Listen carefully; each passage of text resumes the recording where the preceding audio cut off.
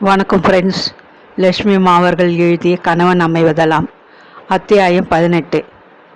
அதை வேடிக்கை என்பதா வேதனை என்பதா? பரிமளாவின் கணவன் சந்திரசேகரன் பிறன்மனை விரும்ப பெறும் கோழை. அவன் செய்த தகாத காரியம் மாதவியின் கற்பிக்கே களங்கம் தேடி கொடுத்தது, வாழ்வையே குலைத்தது.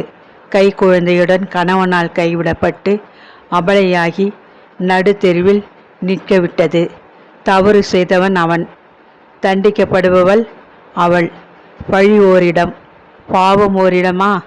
மாதவி உள்ளம் கொதித்தாள். உண்மையை உணராமல் பரிமளா துச்சமாக பேசிவிட்டு போனது அவளது நெஞ்சை அறுத்தது. புண்பட்ட மனதில் வேதனையுடன் நாள் முழுவதும் பெருமூச்செறிந்து கண்ணீர் ஊகத்தபடியே இருந்த அவளுக்கு வேலையில் மனம் செல்லாதது வியப்பில்லையே. முன்னரையை பூட்டிக்கொண்டு வீட்டின் உட்பகுதிக்குள் சென்றாள். சமையலறை அருகே இருந்த தாழ்வாரத்தில் போடப்பட்டிருந்த மேஜை அருகே வந்து நின்றாள். அதன் மீது பெரிதாக்கப்பட்ட அவளுடைய கணவனின் புகைப்படம் அலங்காரமாக கொலிவேற்றி கொண்டிருந்தது. கவலையில் உள்ளம் வேதனைப்படும் போதும் காலையிலும் மாலையிலும் அந்த படத்தருகே வந்து நிற்பது வழக்கமாகி விட்டிருந்தது. படத்தை உற்று பார்த்தபடியே நின்றாள் மாதவி. புன்முறுவலித்த பூபதி அவளை பார்த்து வாயசைப்பது போல ஒரு பிரமை ஏற்படவே கண்களில் பெருகிய நீரை துடைத்து கொண்டாள். பரிமளா சொல்லட்டும், ஊரே சொல்லட்டும், உலகம் தூற்றட்டும். அபவாதங்களை கேட்டு புண்ணாகி வெடித்து விடவளவு அழுகிறேன். கண்ணீரமும் காலமும் இந்த புண்ணை விரைவில் ஆற்றிவிடுகின்றன.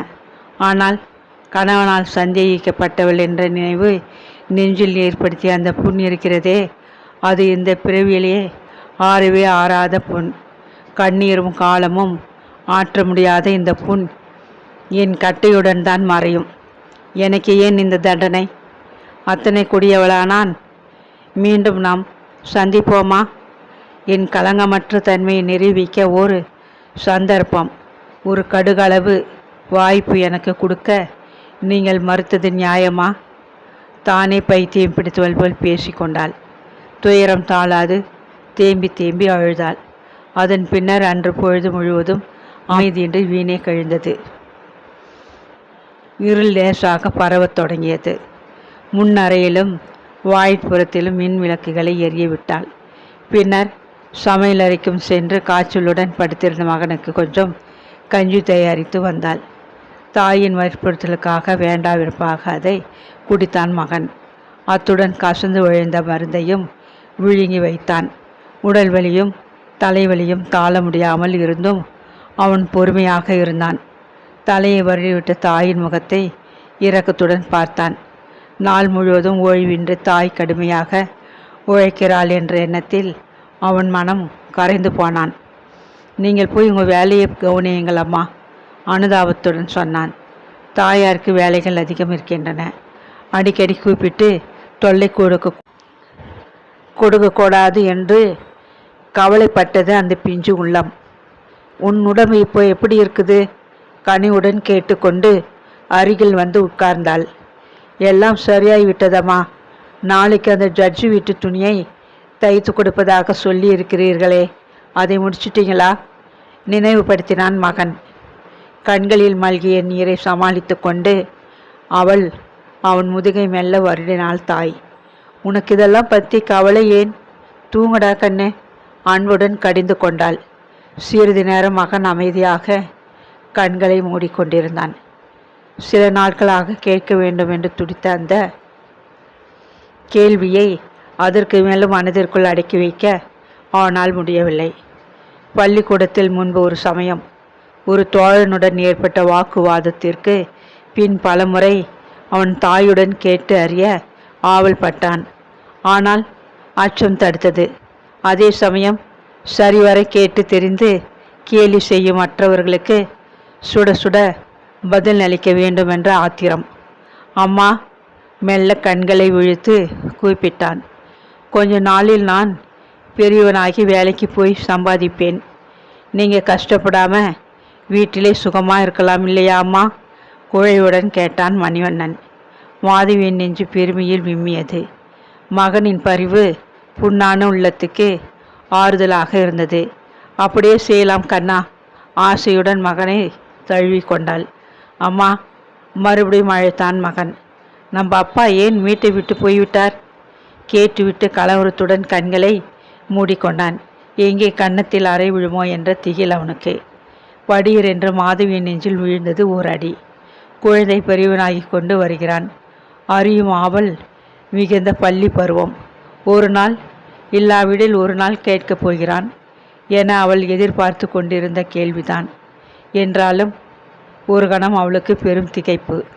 சமாளித்து கொண்டாள். உங்கள் அப்பா ஊருக்கு போயிருக்கிறார் என்று முன்பே சொல்லியிருக்கிறேனே கண்ணா, தடுமாறினாள். ஊருக்கு போனவர் ஏன் திரும்பி வரலை? சங்கரன் அப்பா கூட பம்பாய் போனார்.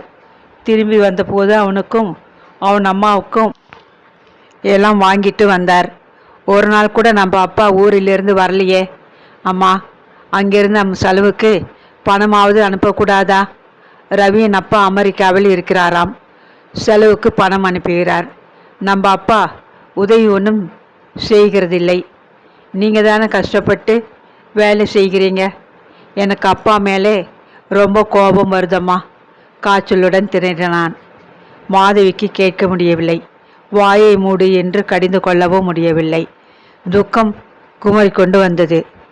மணிவண்ணனை கண்ணுக்கு கண்ணாக வளர்க்க ஆசைப்பட்ட பூபதி இங்கே இல்லை. அதற்கு பதில் தந்தை இல்லையே என்ற ஏக்கத்தை அந்த பிஞ்சு மனதில் ஏற்படுத்திவிட்டு மாயமாய் மறைந்து போனது நீதியா? மனைவிக்குத்தான் அவர் செய்ய வேண்டிய கடமை ஏதும் இல்லை, போகட்டும். மகனுக்கு கூடவா கடமை இருக்கவில்லை? எண்ணி பதைத்தாள். தன் மன குதிப்பை அடக்கி கொண்டு மகனின் முகத்தை மெல்ல ஆசையுடன் தடவி கொடுத்தாள். இல்லடா கண்ணே, நீ அப்படியெல்லாம் பேசக்கூடாது. உன் அப்பா ரொம்ப நல்லவர். வெளியூருக்கு போன இடத்தில் என்ன கஷ்டமோ அவருக்கு. உன் மேலே அவருக்கு ரொம்ப ஆசை. நீ வளர்ந்து படிக்கணும், பெரிய டாக்டர் ஆகணும் அப்படின்னு அடிக்கடி சொல்வார். உன்னை மடியில் வச்சு கொஞ்சி மகிழ்வார். உன் சின்ன வாயில் தன் கையாலேயே சாப்பாடு ஊட்டி சந்தோஷப்படுவார். நீ அவருடைய வீராச்சே கூறிக்கொண்டே வந்தவள் துக்கம் தாழாமல் நிறுத்தினாள். தொண்டை கரகரத்தது. கண்களை விழித்து தாயின் முகத்தை பார்த்த மணிவண்ணன் தன் சிறிய கரங்களை நீட்டி கண்ணீர் கசிந்த அவளுடைய கண்களை மெல்ல துடைத்து விட்டான். அம்மா, நீங்கள் அழக்கூடாது. நீங்கள் அழுதா எனக்கும் அழுகை வருது. இனி நான் ரொம்ப நல்ல பையனாக இருப்பேன். யார்கிட்டேயும் சண்டைக்கு போக மாட்டேன். நல்லா படித்து அப்பா நினச்ச மாதிரி பெரிய டாக்டராக்கி விடுவேன். அப்போ நீங்கள் கட்டாயம் சந்தோஷப்படுவீங்க சொல்லிவிட்டு நிறுத்தினான். மாதவி துன்ப பெருமூச்செறிந்தாள். மகன் தொடர்ந்தான். அம்மா, ஒன்று மட்டும் நிச்சயம் செய்யத்தான் போகிறேன்.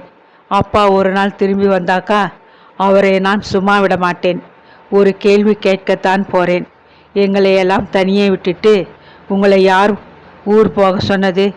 நீங்கள் எங்களோடு இல்லாத நாங்கள் எத்தனை கஷ்டப்பட்டோம்னு கட்டாயம் அவர் மனசில் படுறாப்பில் பட்டுன்னு கேட்க தான் போகிறேன்.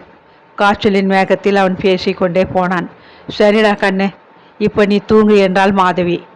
சற்று தனிந்திருந்த மனவேதனை அவளுக்கு மீண்டும் தலையெடுத்து விட்டது. அது சமயம் யாரோ வாயிற்கதவை தட்டும் மொழி கேட்டது. மாதவி எழுந்து சென்று கதவை திறந்தாள். வாயிலில் நின்ற கௌரி மிகவும் பரபரப்புடன் காணப்பட்டாள். அக்கா, உங்களை ஐயா கையோடு கூட்டி வர சொன்னாங்க. ரொம்ப முக்கியமாம் என்றாள் அவள். வேகமாக ஓடி வந்த களைப்பில் அவளுக்கு மூச்சு வாங்கியது. மாதவி ஏதோ சொல்ல தயங்குவதை கண்ட கௌரி, அப்பா உடம்புக்கு முடியாமல் இருக்கிறார், உங்களை கட்டாயம் பார்க்கணுமாம் துக்கத்துடன் குழறினாள். மாதவிக்கு அதற்கு பிறகு யோசிக்கவே நேரம் இருக்கவில்லை. இதோ வரேன், கொஞ்சம் இங்கேயே இரு உத்தரவிட்டு விட்டு வெளியே இருளில் வேகமாக நடந்தாள். 2 தெருக்களை நொடியில் கடந்து அந்த பழைய ரிக்ஷா நிலையத்திற்கு வந்தாள்.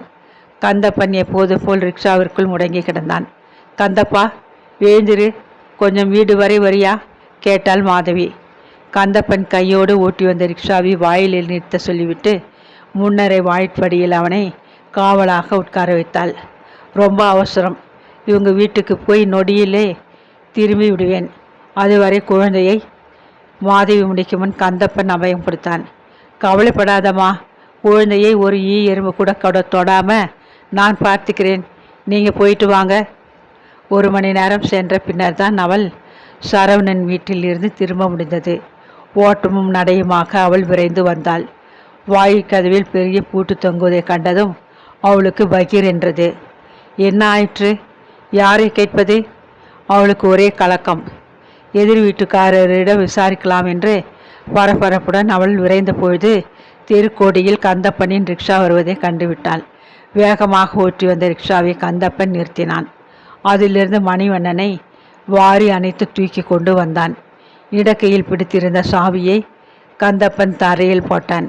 கொஞ்சம் கதவை திறங்கம்மா, பிள்ளைக்கு என்னம்மா காய்ச்சல் வீசுது? உரிமையுடன் உத்தரவிட்டான்.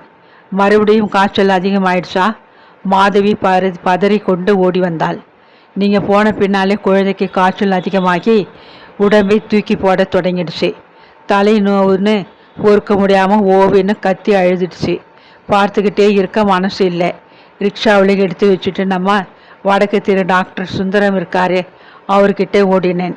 அவர் மக காலேஜில் படிக்குதே, அதுக்கு தினம் நான் தானே சவாரி செய்கிறேன். மகராசன் உடனே கவனித்தார். ஒரு ஊசி போட்டு மருந்தும் கொடுத்தார். ராவுக்குள்ளே காய்ச்சல் தணிஞ்சிடுமாம். விவரித்தபடி மணிவண்ணனை மெல்ல பாயில் கிடத்தினான். நன்றி பெருக்கில் மாதவியின் நெஞ்சு பொங்கியது. உலகில் எல்லோருமே கெட்டவர்களாக இருக்கவில்லையே. அன்றாடம் உழைத்து வயிற்றை கலர்க்கும் ஏழைதான் கந்தப்பன். வறுமையின் அவதாரம். அவனிடம் கூட இத்தனை கருணையை இறைவன் விட்டு வைத்திருக்கிறாரே. கந்தப்பா, உட்காரு, சாப்பிட்டு விட்டு போகலாம், உபசரித்தாள் மாதவி. முன்னரை தரையில் இலையை விரித்து வயிறார சோறும் குழம்பும் பரிமாறினாள். நிறைவுடன் சாப்பிட்டுவிட்டு அவன் எழுந்து எச்சில் இலையை குப்பை தொட்டியில் போட்டுவிட்டு கையை கழுவி கொண்டு வந்து நின்றான். அவன் விடை பெற்று போகும் முன் தன் சுருக்கு பையிலிருந்து 5 ரூபாய் நோட்டொன்றை எடுத்து அவனிடம் கொடுக்க வந்தாள். என்னத்துக்குமா இது? வாங்க மறுத்தான் கந்தப்பன். டாக்டர் மருந்துக்கும் உன் ரிக்ஷா வாடகைக்கும் எடுத்துக்கோ கந்தப்பா. மாதவி மன நிகழ்ச்சியுடன் கெஞ்சினாள். போமா, நீங்கள் ஒன்று வயிறு பசிக்கும் போதெல்லாம் கூப்பிட்டு எனக்கு நீங்கள் சோறு போடுறீங்களே, அதுக்கு நான் துட்டு கொடுத்தேனா? டாக்டருக்கு எதுக்கம்மா? கந்தப்பன் கிட்டே அவர் காசு வாங்குறதில்லை. ஏம்மா, செஞ்ச உதவிக்கெல்லாம் துட்டு வாங்குறவன் மனுஷனில் சேர்த்தியா? நீங்கள் உலகம் தெரியாத பெண்ணம்மா. குழந்தையை நல்லா பார்த்துக்கோங்க, அது ஒன்றே எனக்கு போதும். நான் வரேன் கூறிவிட்டு ரிக்ஷாவுடன் அவன் நிலையத்திற்கு புறப்பட்டு விட்டான். மாதவிக்கு அன்று உறக்கமே வரவில்லை. பரிமளா சொன்ன கடுமொழிகள், குழந்தை மணிவண்ணன் கேட்ட கேள்விகள், அதன் உட்பொருள், சரவணின் உடல்நிலை, கந்தப்பனின் கருணை எல்லாம் ஒன்றன் பின் ஒன்றாக அவள் சிந்தனையில் அலைமோதின. எல்லாவற்றையும் விட அவள் உள்ளத்தை ஊர்த்தியது ஒரு விஷயம். சரவணன் வீட்டிலிருந்து வெளிப்படும் முன்னர் கௌரி அவளை ஜாடையாக காட்டி சமையல் அறைக்குள் அழைத்து சென்றாள். ஆதரவுடன் தன் கையை பிடித்த கௌரியின் கரங்கள் நடுங்குவதை மாதவி உணர்ந்தாள். அக்கா, கௌரியின் குரல் கரகரத்தது. உங்களிடம் நான் ஒன்று பேச வேண்டும், மிகவும் முக்கியம். பெற்ற தாயைப் போல எண்ணி உங்கள் உதவிக்கு என்று நிற்கிறேன். நாளைக்கு வீட்டுக்கு வந்து விவரமாக சொல்கிறேன். தடுமாறினாள். அவள் கண்கள் கலங்கின. மாதவிக்கு இந்த வேண்டுகோள் விசித்திரமாகப்பட்டது. அவளிடம் கௌரி கூற விரும்பும் ரகசியம் என்னவாக இருக்கும்? மாதவி படுக்கையில் திரும்ப திரும்ப புரண்டு படுத்தாள். உறக்கம் வரவே இல்லை.